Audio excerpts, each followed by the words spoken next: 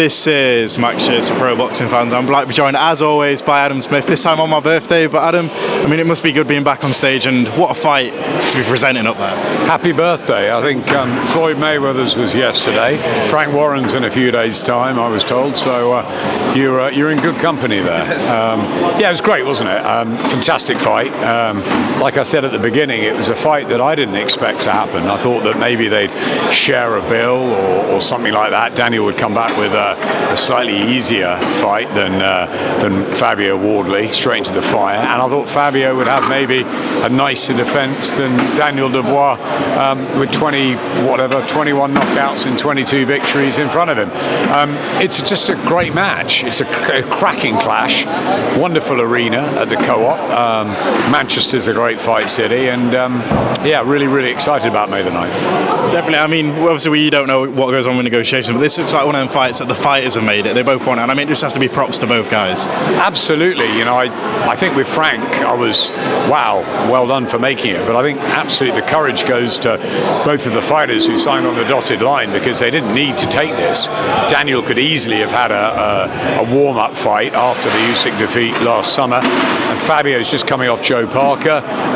Maybe give him a faded American or something like that for a first defence. But no, he's got a prime still, I think, Daniel Dubois. I mean, no disgrace losing to Usyk. Everyone else has, and Usyk stands in a sort of world of his own. But it's a WBO heavyweight championship. It's a wonderful story for Fabio Wardley, coming from 4 white-collar fights to this.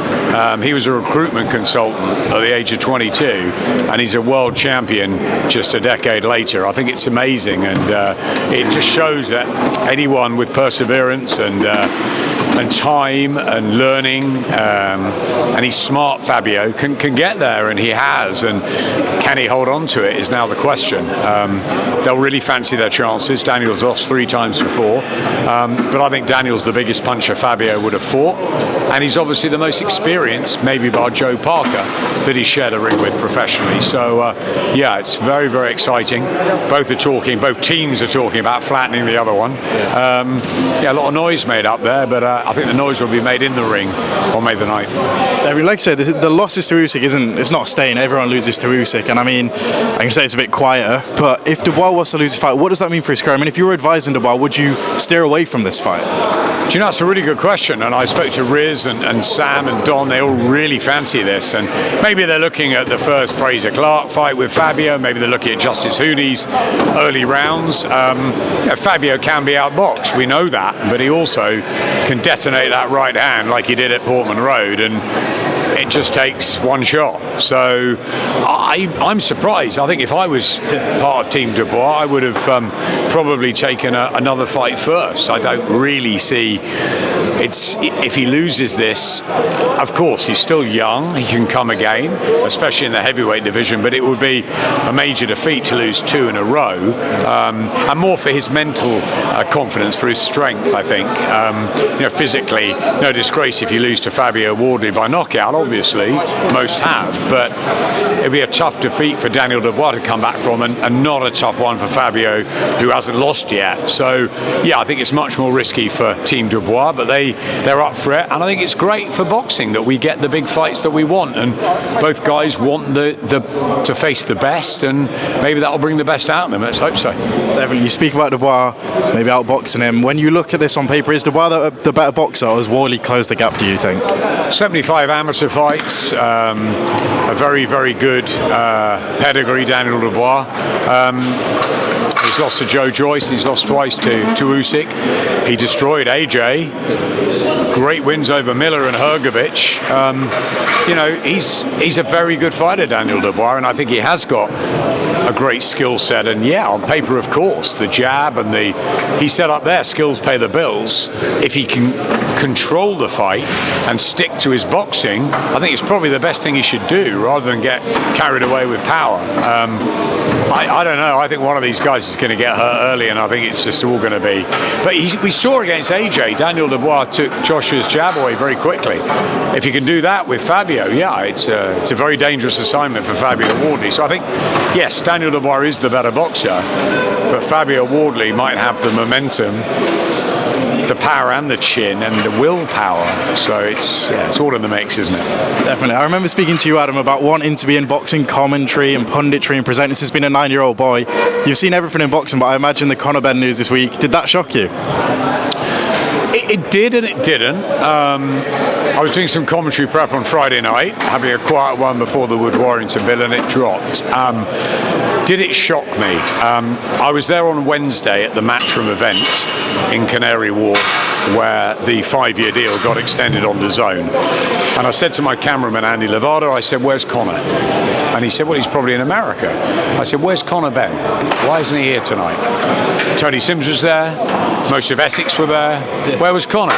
So I did think it was odd that Conor Benn wasn't there to help Matchroom on that night and support them. I didn't think he'd go to Zuffa like that. But so I think when the news dropped, I was shocked. But then I thought, okay.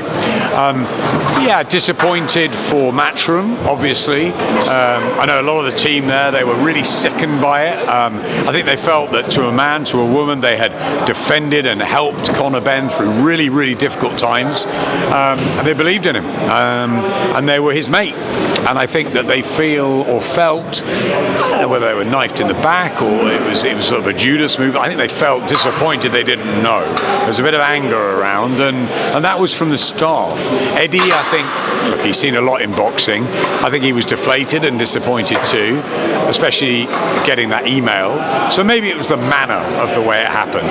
Do I think a fighter should look after himself or herself first and foremost? 100%. This is a brutal business, and we are lucky enough to be around the fighters. Without them, we'd be nothing.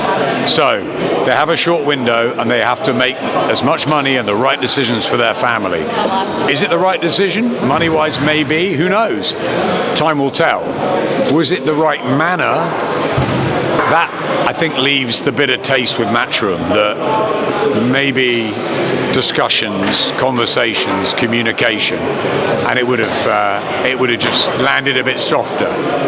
So I think, yeah, it was pretty clinical, and yeah, I think Eddie was really upset about it. But you dust yourself down and you come again. This is the boxing business. I love Kalle Sauerland's interview. I don't know when I saw it earlier today when he said Conor Benn's a dog, but then we're all dogs in boxing. It's a shark-infested world, right? So expect the unexpected, always. Always look in the wing mirror. Definitely. A couple of weeks ago, I spoke to Ade Oladipo, and he said, everyone needs to be worried about Zuffa. And I came and I spoke to you straight away, and I said, Ade said this, and you justified that. And I mean, what's happened this week, does that just justify the power of Zuffa and TK? I'm not sure it's everyone has to be worried about Zuffa. I think we can also embrace this new world, okay? More people that are talking about boxing, doing boxing, giving opportunities for fighters, fans out there seeing great matches and great cards. It's terrific. I'm lucky enough to be on DAZN, the global home of boxing, week in, week out. We've got an absolutely stacked schedule from around the world. But have Netflix got the Tyson Fury fight? Great. They got Mayweather Pacquiao. I mean, it was too late in 2015, so I mean, it's way too late, but it's a big fight in terms of names. So Netflix dipped their stuff, they cherry pick.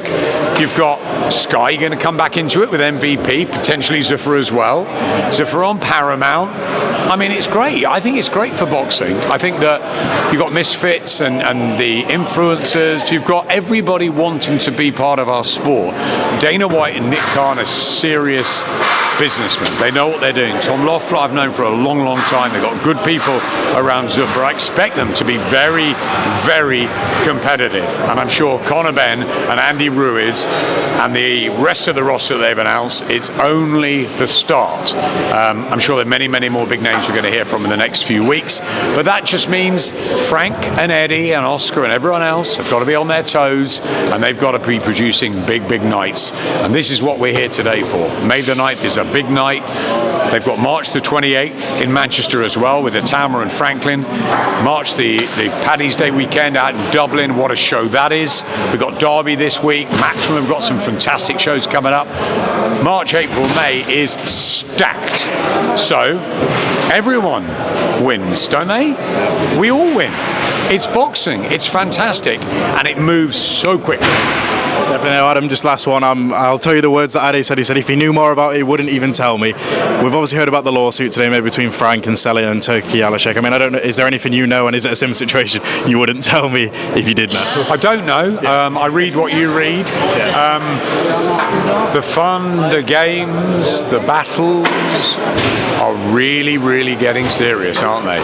And it's going to be a very, very interesting next year or two in our wonderful sport.